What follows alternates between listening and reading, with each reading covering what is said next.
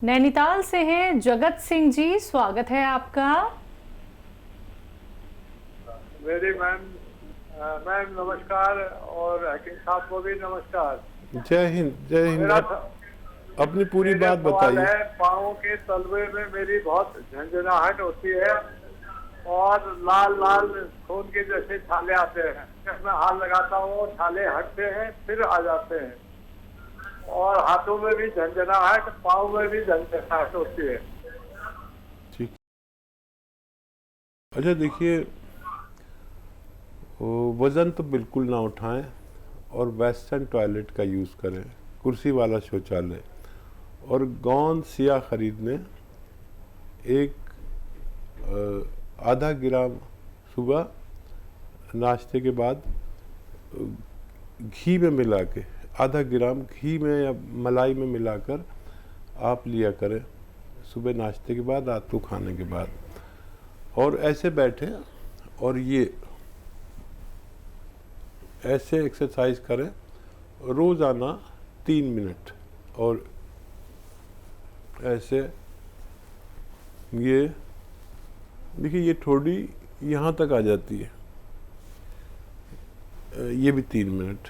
और लहसुन, अदरक, ज़ीरा खूब कसरत से इस्तेमाल किया करें, आपको फ़ायदा होना मुमकिन है। जी, अमृतसर से हैं हरीश कुमार जी, स्वागत है आपका। नमस्कार जी। नमस्कार सर। सर जी, मैंने पूछना है कि ये जो एप्पल विनेगर होता है इसका क्या फायदा होता है? ठीक है जी। अच्छा देखिए, एप्पल विनेगर भी सिरकों में से एक होता है।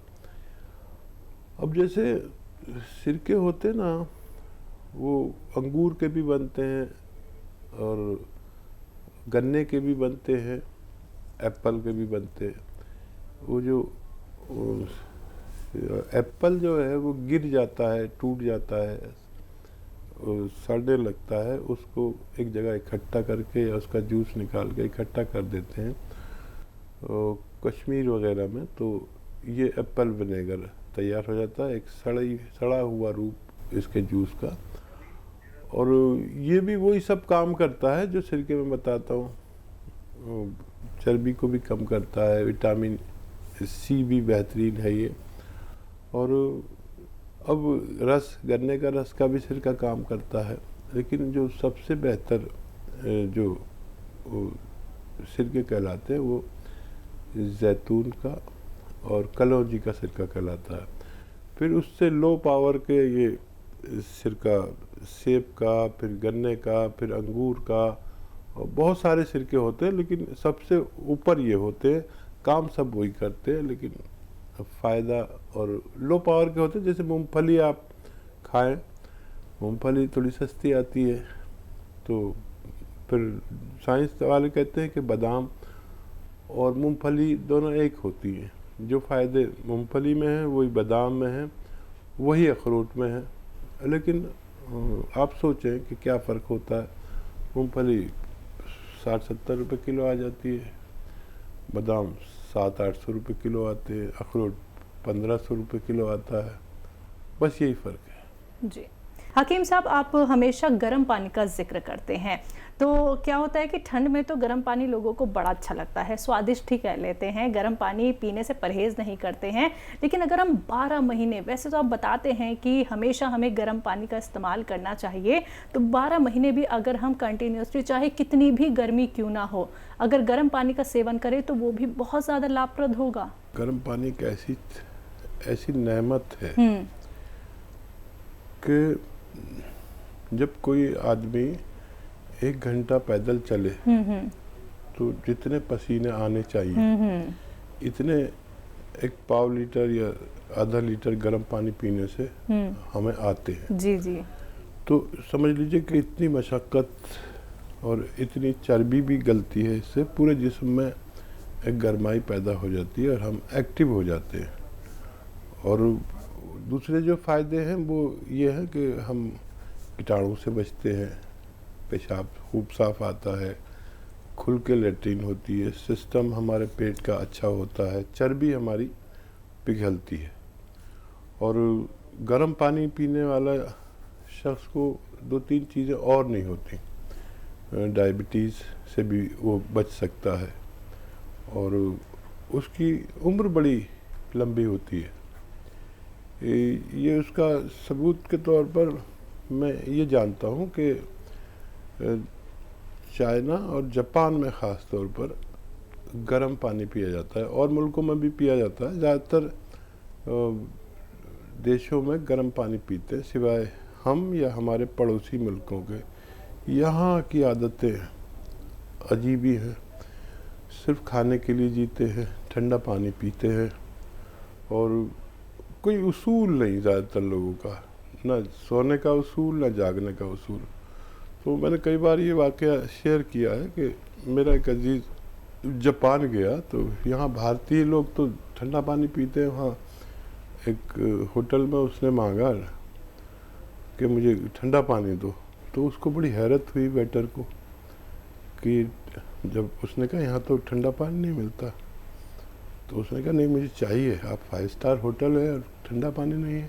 तो फिर उसने क्या किया, ठंडा पानी गर्म पानी में और दो पीस बर्फ़ के डाल के दे दिए। लेकिन वहाँ की जो आयु है, उम्र है, वो 95 और 100 साल है। एक आदमी की एवरेज उम्र इतनी है और हमारे भारत में 60 या 65 है। तो खाते तो वो क्या है, वो क्या करते हैं, लेकिन किसी की भी अच्छी आदत हमें अपना लेनी चाहिए। आप अगर यकीन करें तो मैंने आज भी गर्म पानी पिया, बड़ा सुकून भी मिलता है, जिस्म के लिए बहुत फ़ायदेमंद है। और सांस के रोग, नज़ला, खांसी, बलगम, छींके, इनमें बड़ा फ़ायदा करता है। कभी आप पी के देखें, फ़ायदा उठा कर देखें। कॉलर से बात कर लेते हैं, वाराणसी से हैं मोहम्मद सईद, स्वागत है आपका। सलाम वालेकुम डॉक्टर साहब। वालेकुम। हमारे 2 सवाल हैं। बीपी हाई हो जाए तो क्या खाना चाहिए, बीपी लो हो जाए तो क्या खाना चाहिए?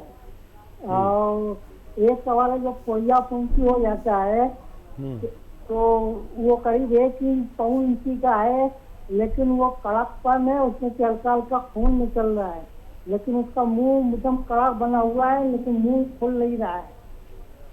ठीक, तो उसको क्या करना चाहिए? कोई भी फोड़ा फुंसी अगर लीक हो जाए, यानी उसमें से पस निकलने लगे, खून निकलने लगे, तो बहुत आसानी हो जाती है। तो उसे जितना प्रेस कर सकते हैं उसे प्रेस करके निकालें और पकाना चाहें तो इस पर हल्दी का लेप बना के इसको पैक कर दें और फिर ये पक के इसका मुंह भी बनना मुमकिन है। लेकिन जब तक इसका मुंह नहीं बनता था, तो अभी तो समझ लीजिए वो लीक हो गया तो मुंह बन गया। लेकिन ये जो फोड़े फुंसी उल्टे होते हैं ना, जिनका मुंह नीचे की तरफ होता है, वो परेशान करते हैं। बहुत ज़्यादा तकलीफ़ दे तो फिर डॉक्टर से इसमें चीरा भी लगवा सकते हैं, बहुत आसान होता है। अक्सर लोग इससे डरते हैं। और ब्लड प्रेशर ज़्यादा हो तो उम्र देखना चाहिए, क्या उम्र है। अगर ब्लड प्रेशर ज़्यादा है तो एक सिरका ले लें, असली कलौंजी का या जैतून का सिरका असली, और एक चुटकी खाने का सोडा उसमें मिलाकर 2 बार दिन में पिया करें। 2 चम्मच सिरका पिए, 2 बार पिए और 1 चुटकी खाने का सोडा मिलाकर पानी मिलाकर पिया करें। ये धीरे धीरे आपका ब्लड प्रेशर को कंट्रोल करता है। 6-7 महीने लगातार पिए। और अगर कम रहता है तो यही सिरका पिए, लेकिन 1 चुटकी जो है कॉफ़ी जो हम पीते हैं, 1 चुटकी कॉफ़ी ऐसी खा लें और फिर ये पिए, तो दोनों में इस तरह फ़ायदा होना मुमकिन है। देहरादून से हैं डॉली जी, स्वागत है आपका। हेलो जी मैम। हाँ, मैं डॉली बोल रही हूँ। नमस्कार मैम। जी नमस्कार। हाँ जी, मेरे को ना अपनी मम्मी के लिए पूछना था। पूछिए जी। वो उनको पैरालाइसिस है। एक मेरी मम्मी को ना पैरालाइसिस है। कब से है? कब से है और अब क्या हालत है? एक साल हो गया उनको ना, 1 साल हो गया। अभी क्या हालत है? उनके हाथ पैर थोड़े बहुत चलते हैं? उल्टा हाथ उनका उठता नहीं है, 1 साल हो गया है। अच्छा, आयु बताएं उनकी? उनकी है 75। ठीक है। अच्छा देखिए, बहुत मोहब्बत आप मम्मी से करते हैं अपने, तो डॉक्टरों की दवाएं भी उन्हें छोड़े नहीं, काफ़ी उम्र है, उम्मीद हम कर सकते हैं। और 7-8 महीने इलाज अगर कर सकें तो डॉक्टरों की दवाओं के साथ कलौंजी का सिरका असली लें और 2 चम्मच छोटे चाय के चम्मच 1 गिलास पानी में मिला के या उनकी सब्जी सालन में मिला दें। 2 चम्मच कलौंजी का सिरका असली वाला उनकी सब्जी सालन में मिला दें या पानी में मिला के ले सकें तो दें। और याद रखें कि जब भी मिलाएं तो 1 चुटकी खाने का सोडा भी मिला दें इसमें और ये पिला दिया करें। दिन में 1 बार कम से कम और ज़्यादा से ज़्यादा 2 बार अगर दिया करें तो काफ़ी वक्त लगता है, काफ़ी उम्र है, जितना फ़ायदा हो जाए इतना भगवान का शुक्र करें, लंबा इलाज करें तो फ़ायदा मुमकिन है। जी, हैदराबाद से हैं महबूब बी, स्वागत है आपका। स्वागत है। अस्सलाम वालेकुम। वालेकुम सलाम। वालेकुम सलाम। हाँ मैडम, सर से बात करना है। जी मैं हाजिर हूँ, बताइए क्या सवाल है? अस्सलाम वालेकुम सलमान सर। वालेकुम सलाम। हाँ सर, मैं काला गौन। अस्सलाम वालेकुम। जी आपको बार बार सलाम। आप काला गोंद ले रहे हैं क्या, बताइए? मैं काला गौन आपके पूरे सीरियलों पे देखती हूँ मैं सर, आपको पूरे चैनलों पे देखती हूँ मैं आपको। अच्छा अच्छा अच्छा जी, बहुत तबीयत? बहुत सलाम आपको सर। मेरे हाथ में दर्द था बहुत, मैं काला गौन टीवी पे देख के मंगा ली थी मैं, बहुत कम हो गया मेरे को, 50% कम है मेरे को सर। कितने दिन से ले रहे हैं? मैं 2 महीने से ले रही हूँ सर। मैं आपको खाली टीवी पे देख के ही मंगाई मैं आपको। कितनी उम्र है? 2 महीने से ले रहे हैं, 50% मेरी फायदा। उम्र 35 साल है सर। अच्छा। मैं और मेरे बच्चे के लिए भी और वो मंगाई, माजू ने आर केयर मंगाई सर। फिर मेरी बेटी के लिए भी माजू ने आर केयर मंगाई। फिर मेरे बाल पूरे झड़ रहे सर। ठीक है, मेरे बाल पूरे झड़ रहे हैं। मैं गोंद मारिंगा भी मंगाई सर। ठीक है, कुछ शुरू कर दिया, कुछ फायदा हुआ? मैं काला गोंद तो 2 महीने से खा रही हूँ, मेरे को 50% कम है सर। मैं आपको बहुत याद करती हूँ सर, दुआ दे रही हूँ आपको मैं। बहुत धन्यवाद, बहुत धन्यवाद। ये दूसरे नुस्खे शुरू किए, टाइम दरअसल बहुत कम है। सर मेरे बच्चे को कम नहीं है सर। अच्छा, वो सर्दी कम नहीं है मेरे बच्चे को। मेरा बच्चा है 20 साल 18 साल में। कब से दे रहे हैं? 1 महीने से दे रही हूँ सर मैं माजू ने आर केयर, और आपका नुस्खा भी बनाई मैं। वो जो सफिस्तान, उन्नाप, अलसी और पीपले। ठीक है। अच्छा देखिए, ये नुस्खे में आप 5-6 महीने में उम्मीद रखें फ़ायदे की, और उसमें भी शर्त ये है कि बच्चा खट्टी चीज़ें ना खाए।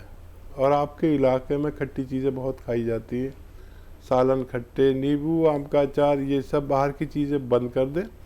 1 महीने में 10-20% ही फ़ायदा मुमकिन है। किसी को ज़्यादा भी होता है, जितना परहेज़ करेगा बच्चा, लेकिन 5-6 महीने लेकर चले। मुझे उम्मीद है बच्चा भी आपकी तरह फ़ायदा हो जाना चाहिए और हमारे साथ जुड़े रहें। और जितना भी आपको फ़ायदा किसी चीज़ से, मेरे बताए हुए नुस्खे से फ़ायदा हो, आप लोगों तक वो फ़ायदा पहुंचाएं। जी, तो मैम आप हमारे साथ जुड़ी, आपने फीडबैक कॉल के ज़रिए बताया कि आपको और आपके परिवार को कितना ज़्यादा फ़ायदा मिला है उन नुस्खों से जो हकीम साहब ने आपको बताए थे। ऐसे ही दर्शकों, हम चाहते हैं कि जब आप लोगों को फ़ायदा मिलता है तो आप ज़रूर हमारे साथ शेयर कीजिए और अगर आपकी कॉल कार्यक्रम में नहीं लग पाती है तो आप फीडबैक कॉल हमारे हेल्पलाइन पे भी बता सकते हैं, जहां पे आपकी बात होती है हमारे एक्सपर्ट डॉक्टर से। और जिन कॉलर्स का कॉल अभी कार्यक्रम में नहीं लग पाया है वो तुरंत हमारे हेल्पलाइन नंबर पे बात कर सकते हैं। हकीम साहब, आज भी आप हमारे स्टूडियो में आए, अपना वक्त इतना कीमती दिया, बहुत बहुत शुक्रिया। बहुत धन्यवाद आपका, आपके चैनल के मालिकों का बहुत धन्यवाद। तो दर्शकों, आज के लिए कार्यक्रम में फिलहाल इतना ही और मुझे भी दीजिए इजाजत। नमस्कार।